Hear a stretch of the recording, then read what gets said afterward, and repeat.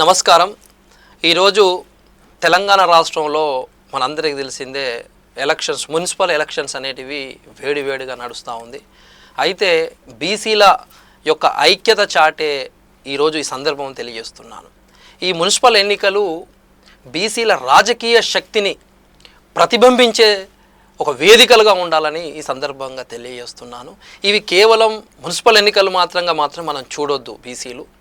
బీసీల రాజకీయ శక్తి ఎంత ఉందో గల్లీ నుంచి దేశానికి తెలియజేసే ఒక చారిత్రక సందర్భం ఈ మున్సిపల్ ఎన్నికలని ఈ సందర్భంగా తెలియజేస్తున్నాను. బీసీల ఓటు బీసీలకే అనే ఒక నినాదాన్ని, అనే స్వరాన్ని, అనే గళాన్ని గల్లీలో నుంచి ఢిల్లీ దాకా ప్రతిధ్వనించేలాగా చేసే సందర్భం ఈ మున్సిపల్ ఎన్నికలని సందర్భంగా తెలియజేస్తున్నాను. నీళ్లు నిశ్శబ్దంగా ఉంటే దాని లోతెంతో తెలుసుకుంటారు. అలాగే సముద్రము ఒక్కసారి అల వచ్చిందనుకో సముద్రమే గర్జిస్తుంది.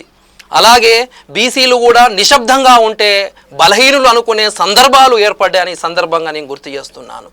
బీసీలు గర్జిస్తున్న సింహాలు ఒక్కసారి అర్థం చేసుకోండి. ఓటు ద్వారానే మీరు దానికి ఒక్కసారి మనం గర్జించే సింహాలమని నిరూపించుకునే సందర్భం ఇదని సందర్భంగా తెలియజేస్తున్నాను. దశాబ్దాలుగా బీసీలు అణచివేతకు గురయ్యారు, సహనంతో ఉన్నారు.